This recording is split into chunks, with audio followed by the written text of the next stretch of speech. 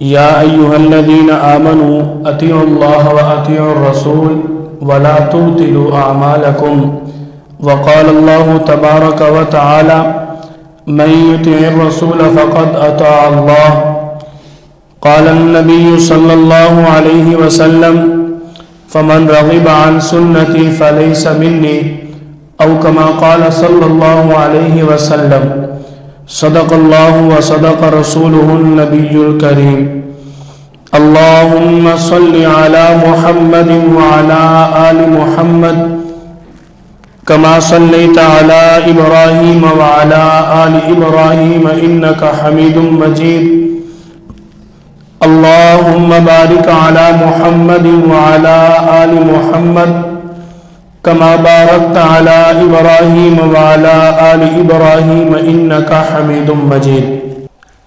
نقش قدم نبی کے ہے جنت کے راستے، نقش قدم نبی کے ہے جنت کے راستے، اللہ سے ملاتے ہیں سنت کے راستے۔ بحمد اللہ تعالی ہمیں اللہ تعالی نے اپنا سب سے زیادہ محبوب، اپنا پیارا حبیب، جس شخصیت کے ساتھ میرے اللہ کو سب سے زیادہ محبت تھی، وہ پیارا پیغمبر میرے اللہ نے ہمیں عطا فرما دیا۔ یہ ہماری خوش قسمتی ہے۔ آپ صلی اللہ علیہ وسلم کو اللہ تعالی نے ہمارا نبی بنایا۔ اگر میرا اللہ چاہتا تو ہمیں آدم علیہ السلام کی قوم کے اندر بھی پیدا کر سکتا تھا۔ اگر میرا اللہ چاہتا ہمیں نوح علیہ السلام کی قوم کے اندر بھی پیدا کر سکتا تھا۔ اگر میرا اللہ چاہتا ہمیں یوسف علیہ السلام کی قوم کے اندر بھی مصر میں پیدا کر سکتا تھا۔ اگر میرا اللہ چاہتا ہمیں یعقوب علیہ السلام، ایوب علیہ السلام، یحییٰ علیہ السلام، زکریا علیہ السلام ان کی امتوں میں بھی پیدا کر سکتا تھا۔ اگر دور نہ جائیں قریب ہی دیکھ لیں، میرا اللہ اگر چاہتا ہمیں حضرت ابراہیم علیہ السلام کی قوم میں پیدا کر سکتا تھا۔ میرے اللہ نے ہمیں حضرت عیسیٰ علیہ السلام کی قوم میں بھی پیدا نہیں کیا، تو پھر میں اور آپ ہم سب اللہ کا شکر ادا کیوں نہ کریں جس اللہ نے ہمیں اپنا پیارا پیغمبر عطا فرما دیا۔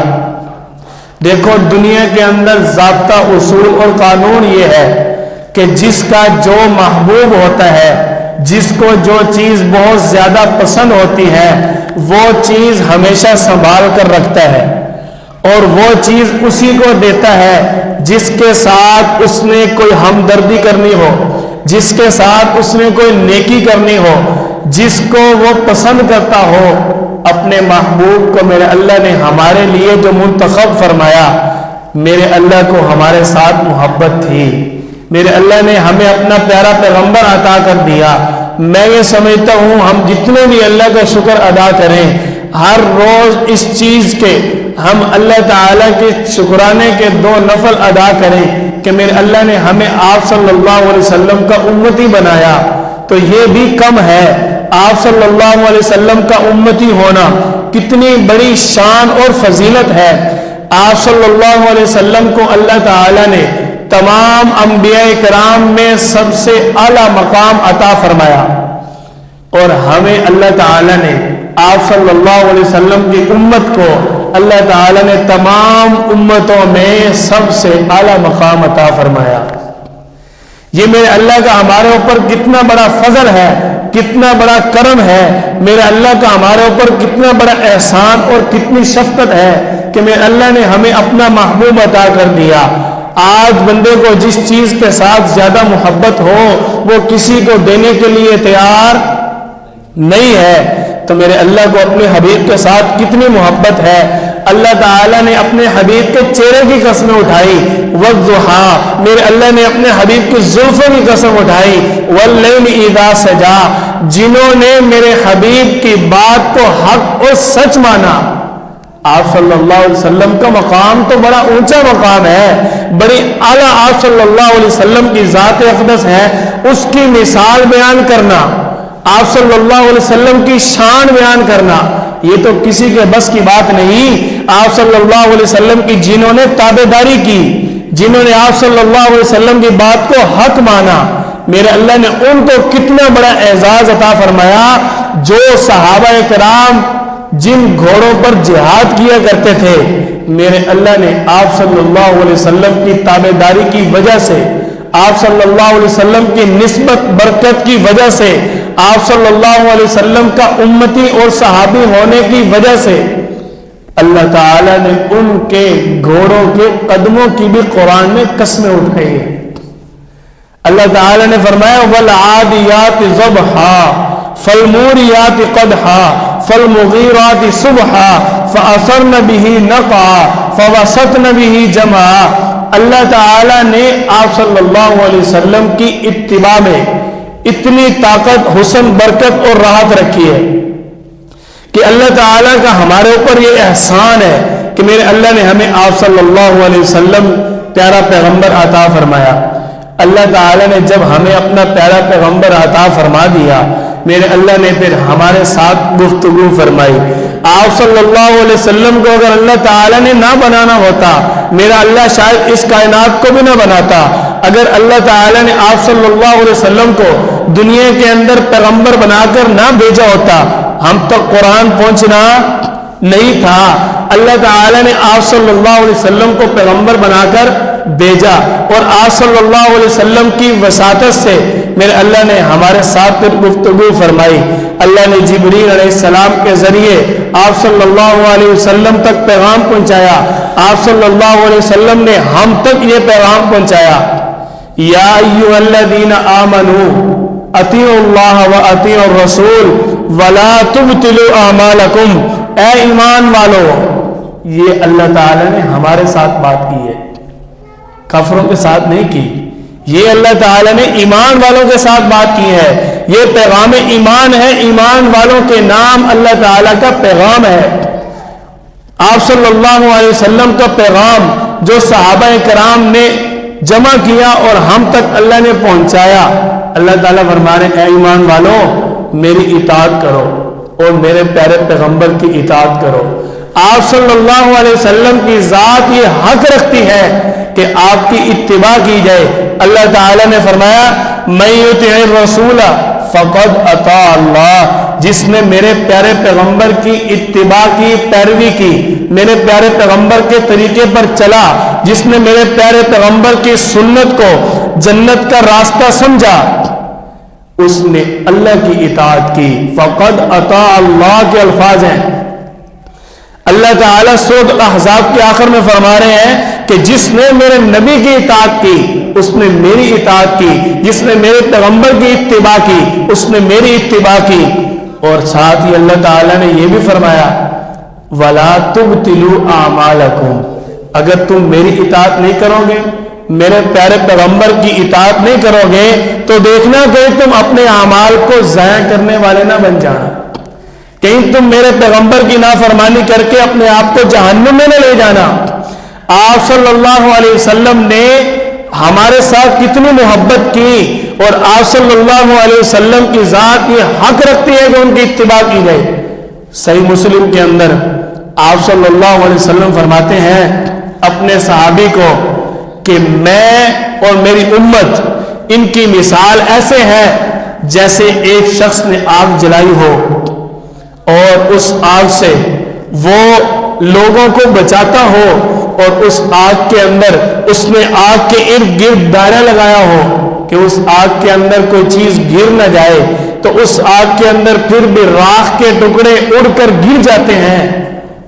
میری امت کی مثال ایسے ہے کہ میں اپنی امت کے لوگوں کو گدی سے پکڑ کر یہاں سے، آپ صلی اللہ علیہ وسلم فرما رہے ہیں میں اپنی امت کے لوگوں کو یوں پکڑ کر جہنم سے نکال رہا ہوں، جہنم سے بچا رہا ہوں، اور ایک میری امت کے لوگ ہیں کہ وہ پھر بھی اس آگ کے اندر گر رہے ہیں، اپنے آپ کو اس آگ کی طرف لے کر جا رہے ہیں۔ آپ صلی اللہ علیہ وسلم تو ہمارے ساتھ اتنی محبت کرتے ہیں، اللہ تعالیٰ سے آپ صلی اللہ علیہ وسلم نے ہمارے لیے اتنا مانگا، اتنا مانگا، اتنا مانگا کہ میرا اللہ خود کہنے پر آ گیا فَلَعَلَّكَ بَاخِعٌ نَفْسَكَ أَلَّا أَن يَكُونُوا مُؤْمِنِينَ۔ آپ اپنے آپ کو ہلاکت میں نہ ڈالیں، آپ اپنے آپ کو ہلاکت میں اس لیے ڈالتے ہو کہ یہ لوگ پکے ایمان والے بن جائیں، یہ لوگ مومن بن جائیں۔ حضرت عائشہ رضی اللہ تعالی عنہ کیا فرماتی ہیں؟ آپ صلی اللہ علیہ وسلم جب رو رہے ہیں، میں تو کہتا ہوں چھوڑ دیں اس کو، کوئی بات نہیں، بعد میں دیکھ لیں گے۔ آپ صلی اللہ علیہ وسلم کو حضرت عائشہ رضی اللہ تعالی عنہ فرماتی ہیں، میں نے عرض کی یا رسول اللہ آپ اتنا کیوں روتے ہو؟ آپ اللہ سے اتنا کیوں رو رو کر دعائیں مانگتے ہو؟ اللہ تعالی نے تو اعلان کیا ہے غفر لہ ما تقدم من ذنبک وما تأخر، کہ آپ کے اگلے پچھلے سارے گناہ اللہ نے معاف فرما دیے۔ آپ صلی اللہ علیہ وسلم جواب میں فرماتے ہیں عائشہ میں بھی اگر جنت میں جاؤں گا تو محض اللہ کی رحمت اور فضل سے جاؤں گا، مجھے بھی اپنے اعمال پر بھروسہ نہیں ہے۔ آپ صلی اللہ علیہ وسلم امام الانبیاء ہیں، آپ صلی اللہ علیہ وسلم کی یہ کیفیت اور ہمارے لیے دعائیں مانگنے میں یہ عالم۔ غزوہ احد کے موقع پر آپ صلی اللہ علیہ وسلم میدان میں کھڑے ہو کر اللہ سے دعا مانگ رہے ہیں۔ صحابہ کرام فرماتے ہیں ہم دیکھ رہے ہیں آپ صلی اللہ علیہ وسلم اونٹنے پر کھڑے ہیں اور اونٹنے پر آپ صلی اللہ علیہ وسلم اللہ تعالیٰ سے دعا مانگ رہے ہیں، اور جو دعا مانگتے ہیں آپ صلی اللہ علیہ وسلم کے ہاتھ مبارک اپنے چہرے کے برابر اٹھتے ہیں، اور روتے روتے آپ صلی اللہ علیہ وسلم کے ہاتھ بھی آپ کا چہرہ بھی اونٹنے پر آپ کی گود میں گر جاتا ہے، اور پھر آپ صلی اللہ علیہ وسلم تھوڑی دیر بعد اپنے سر کو دوبارہ اٹھاتے ہیں، پھر روتے روتے آپ صلی اللہ علیہ وسلم اپنا سر مبارک اپنی گود میں گرا لیتے ہیں۔ یوں آپ صلی اللہ علیہ وسلم نے ہمارے لیے اللہ سے مانگا۔ آپ صلی اللہ علیہ وسلم کی ذات یہ حق رکھتی ہے کہ آپ کی اتباع کی جائے، آپ کی پیروی کی جائے، کوئی بڑا مشکل کام نہیں ہے۔ آپ صلی اللہ علیہ وسلم کی سنتوں پر عمل کرنا کوئی مشکل کام نہیں ہے۔ اگر ہم آپ صلی اللہ علیہ وسلم کی سنتوں پر عمل کرنا شروع کر دیں تو وہ ہماری زندگی کا معمول ہے، کوئی الگ سے عبادت نہیں ہے۔ کوئی یہ نہ سوچیں کہ آپ صلی اللہ علیہ وسلم کی سنت پر میں کب عمل کروں، اس کے لیے ٹائم کب نکالوں۔ کوئی ٹائم نکالنے کی ضرورت نہیں ہے۔ ہر بندہ رات کو آرام کرتا ہے نا، تو سونے سے پہلے آپ صلی اللہ علیہ وسلم کی بتائی ہوئی مسنون دعا پڑھ لیں، اللہم بسمک اموت و احیا۔ کوئی بڑی دعا نہیں ہے۔ ہر بندہ سونے کے بعد بیدار ہوتا ہے، اٹھنے کے بعد فوراً دعا پڑھے الحمدللہ الذی احیانا بعد ما اماتنا و الیہ النشور۔ ہر بندہ مسلمان اٹھتا ہے، اٹھنے کے بعد تقاضا کرتا ہے بیت الخلاء میں جاتا ہے، بیت الخلاء میں جانے سے پہلے کی دعا پڑھے بسم اللہ اللہم انی اعوذ بک من الخبث والخبائث۔ ہر بندہ بیت الخلاء سے تقاضا کر کے نکلتا ہے، نکلنے کے بعد یہ چھوٹی سی دعا پڑھ لے غفرانک الحمدللہ الذی اذهب عنی الاذی وعافانی۔ ہر مسلمان اپنے آپ کو اللہ کی عبادت کے لیے پیش کرتا ہے، جب وضو کرے وضو سے پہلے کی دعا پڑھ لے بسم اللہ الرحمن الرحیم۔ اگر وضو کر رہا ہے وضو کے درمیان کی دعا پڑھے اللہم اغفر لی ذنبی ووسع لی فی داری وبارک لی فی رزقی۔ کتنی پیاری دعا ہے، آپ صلی اللہ علیہ وسلم نے کتنی پیاری دعا فرمائی۔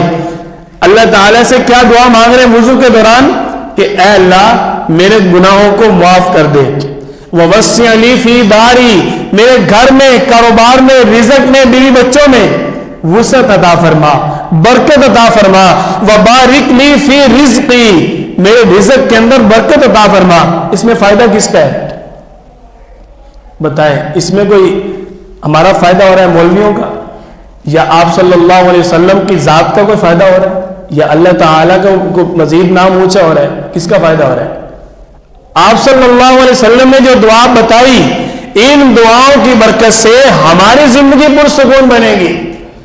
بیت الخلاء میں جانے کی دعا کا ترجمہ کہ یا اللہ مجھے بیت الخلاء کے اندر جو بھی ناپاک چیزیں ہیں، مذکر و مؤنث جتنی بھی ناپاک چیزیں ہیں، ان سے میں پناہ چاہتا ہوں، میری ان سے حفاظت فرما۔ کس کی حفاظت ہوگی؟ ہماری ہوگی نا۔ آپ صلی اللہ علیہ وسلم کی بتائے مسنون دعاؤں پر عمل کرنے کے لیے الگ سے وقت کی ضرورت نہیں ہے۔ اب وضو کر لیا، وضو کرنے کے بعد کی دعا پڑھیں، اشہد ان لا الہ الا اللہ وحدہ لا شریک لہ واشہد ان محمدا عبدہ ورسولہ اللہم اجعلنی من التوابین واجعلنی من المتطہرین سبحانک اللہم وبحمدک اشہد ان لا الہ الا انت استغفرک واتوب الیک۔ اب بندہ مسجد میں جا رہا ہے، کوئی الگ سے وقت نکالنے کی ضرورت نہیں ہے، مسجد میں پاؤں رکھ رہا ہے، اللہم افتح لی ابواب رحمتی، اے اللہ میرے لیے رحمت کے دروازے کھول دے۔ اب بندے نے مسجد کے اندر نماز پڑھی، مسنون طریقے کے مطابق نماز ادا کرے، مسنون دعاؤں کا اہتمام کرے، اللہم انت السلام ومنک السلام تبارکت یا ذا الجلال والاکرام، ان دعاؤں کا اہتمام کرے، مسجد سے نکل رہا ہے، نکلنے کی دعا پڑھے، اللہم انی اسألک من فضلک ورحمتک۔ اب مسجد سے نکل کے گھر آ گیا، گھر میں داخل ہونے کی دعا پڑھ لے، اللہم انی اسألک خیر المولد و خیر المخرج، بسم اللہ ولجنا بسم اللہ خرجنا وعلی اللہ ربنا توکلنا۔ ہمارے گھروں میں سکون آ جائے گا، گھر میں داخل ہو گئے، گھر میں آپ صلی اللہ علیہ وسلم والے مسنون اعمال اپناؤ، جتنی بھی بڑی سے بڑی بات ہو جائے، جتنا بھی بڑے سے بڑا جھگڑا ہو، ہماری زبان پر ایک ہی بات ہو جو میرے پیارے پیغمبر نے ہمیں حکم دیا، جس کی تاکید فرمائی، بار بار جس کا آپ صلی اللہ علیہ وسلم نے اپنی امت کو حکم فرمایا کہ جب بھی تمہارے ساتھ کوئی زیادتی ہو، جھگڑا ہو، تمہارا کوئی دل دکھائے، اللہ کی رضا کے لیے معاف کر دو، جانے دو، کوئی بات نہیں، وہ تو دو جہانوں کا سردار تھا۔ آپ صلی اللہ علیہ وسلم کو تو اللہ تعالی نے پھولوں کی سیج دینی چاہیے تھی۔ آپ صلی اللہ علیہ وسلم اتنی سخت تکالیف میں بھی کیا کہتے تھے؟ اللہم اغفر لقومی فانہم لا یعلمون، یا اللہ میری قوم کو معاف کر دیں، یہ مجھے جانتے نہیں ہیں۔ دیکھو آپ صلی اللہ علیہ وسلم کو کتنی محبت اپنی امت کے ساتھ، کیا فرما رہے ہیں کہ یا اللہ، دیکھو ایک مثال آپ کو دیتا ہوں، اب کوئی شخص آ جائے، مثال دے کے سمجھاتا ہوں، شاید ہمیں یہ آپ صلی اللہ علیہ وسلم کی دعا سمجھ آ جائے۔ کوئی وزیر آ جائے، یا مثال لگا لیں کسی شہر کا ڈی پی او یہاں آ جائے، سول وردی میں اگر آ جائے، عام کپڑے پہن کے بندہ پہنچ گیا، ہم اس کو ڈی پی او سمجھ کے عزت کریں گے؟ ہمیں پتہ چل جائے گا ڈی پی او ہے؟ کیوں جی نہیں چلے گا نا۔ تو آپ صلی اللہ علیہ وسلم نے یہی اللہ کے سامنے التجا کی کہ یا اللہ مجھے جانتے نہیں ہیں، ان کو نہیں پتا میں نبی ہوں، ان کو نہیں پتا میں کتنا بڑا پیغمبر ہوں، میں دو جہانوں کا سردار، ان کو نہیں پتا ہے، یا اللہ ان کو کچھ نہ کہنا۔ کتنی محبت اپنی امت کے ساتھ۔ دیکھو نا، میں نے مثال دی کہ اگر وہ ڈی پی او ہم اس کے ساتھ کوئی بدتمیزی کرتے ہیں، وہ چاہے تو کوئی آرڈر دے، کام منٹوں میں ہو جائے گا، ہماری ایسی تحصیل پھر جائے گی۔ آپ صلی اللہ علیہ وسلم کیا فرما رہے ہیں؟ یا اللہ ان کو پتہ نہیں ہے کہ میں کتنا بڑا ہوں، میں کتنی شان والا ہوں، تو ان کو کچھ نہ کہنا۔ یہ اپنی امت کو آپ صلی اللہ علیہ وسلم نے کس طرح بچایا۔ اب آپ صلی اللہ علیہ وسلم کی ذات یہ حق رکھتی ہے کہ آپ کی اتباع کی جائے، ہم اپنے گھر میں رہیں، مسنون طریقے کے مطابق رہیں، آپ صلی اللہ علیہ وسلم کے طریقے کے مطابق کھانا کھائیں۔ آپ صلی اللہ علیہ وسلم کا مسنون طریقہ جو کھانا ہے نا، اس کے اندر 50% بندہ بیماریوں سے بچ گیا، دوائیوں کی ضرورت ہی نہیں پڑے گی۔ ایک ٹانگ اٹھا کر ایک ٹانگ پر بیٹھ کر کھانے سے کبھی ہیپاٹائٹس نہیں ہوتی۔ ایک ڈاکٹروں کا تجربہ ہے، سائنسدان اس بات کو مان چکے۔ سنت کے مطابق سونے سے کیا فائدہ؟ جس طرح مرضی انسان لیٹ جائے، جسم کی رگیں ہوتی ہیں، یہاں نبض الگ ہے، انگلیوں کے اندر نبض الگ ہے، یہاں دماغ کے اندر نبض الگ چل رہی ہوتی ہے، دل کی دھڑکن الگ چل رہی ہے۔ جس طرح مرضی بندہ سو جائے، جسم کے کسی نہ کسی حصے کی کوئی نہ کوئی رگ بند ہو جاتی ہے۔ اگر سنت کے مطابق سو جاؤ گے، پورے کا پورا جسم، ہر جوڑ کی ہر رگ پوری چلتی رہے گی۔ سنت کے اندر کتنا بڑا سکون ہے، کتنی راحت ہے۔ یہ آپ صلی اللہ علیہ وسلم کی سنتوں پر عمل کرنے کے لیے کوئی الگ وقت کی ضرورت نہیں ہے۔ انہی سنتوں کو سکھانے، سمجھانے اور پڑھانے کے لیے ہم نے اپنی مسجد کے اندر سنت کورس رکھا ہے۔ 5 دن کا سنت کورس ہے۔ کل سے انشاءاللہ عشاء کی نماز کے بعد 1 گھنٹہ دلی والی مسجد کے اندر آپ میں سے اکثر حضرات نے دیکھی ہوگی، آپ صلی اللہ علیہ وسلم کی سنتوں کے یہ اسباق ہیں. ابھی سیشن نمبر 1 ہے. اگر آپ صلی اللہ علیہ وسلم کی سنتوں کے کل سیشن کروائے جائیں تو تقریباً 20 کے قریب سیشن ہوں گے. پہلے سیشن کے صرف 5 سبق ہیں. تو آپ صلی اللہ علیہ وسلم کی سنتوں کو مکمل جمع کرنا، ابھی 1 جلد اٹھائی ہے جس کے 5 سے 84 صفحات ہیں، جس کے اندر آپ صلی اللہ علیہ وسلم کی سنتیں ہیں، اور کل اس کتاب کی 9 جلدیں ہیں. آپ صلی اللہ علیہ وسلم کی زندگی کوئی عام زندگی ہے، اس لیے آپ اگر آپ اس کورس کے اندر شرکت کریں اور اپنی زندگی کو، اپنے گھر والوں کی زندگی کو پرسکون اور راحت والی بنائیں. اللہ تعالی ہم سب کو آپ صلی اللہ علیہ وسلم کی سنتوں پر عمل کرنے کے لیے قبول فرمائے. وآخر دعوانا ان الحمد للہ رب العالمین.